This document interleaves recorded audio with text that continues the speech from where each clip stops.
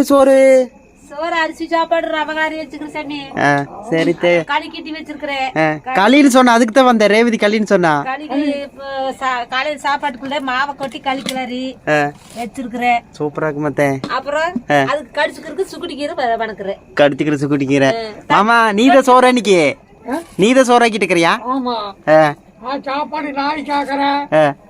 மாவாட்டி இட்லிக்கு வச்சுக்கிறேன். நாளைக்கெல்லாம் வந்துரு.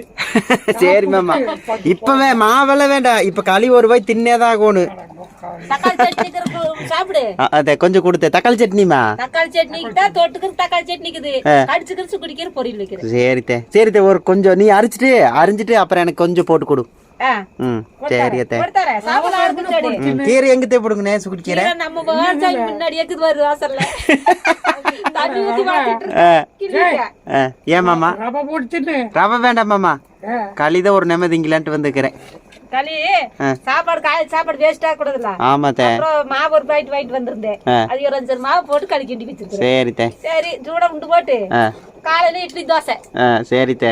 அப்புறம் சந்தை போறதுக்கு முன்னாடி இட்லி தோசை சாப்பிட்டு சந்தை. சரித்தே. சந்தை போயிட்டு வந்து துவைக்கல 2 நாளைக்கு வரும். களி கிளறது ஈஸியா. புருடெல்லாம் உட்காந்தாத்தே. புருடூர் கூட சாமி புருடு களி தூக்கி வீசிடுவேன். சரித்தே.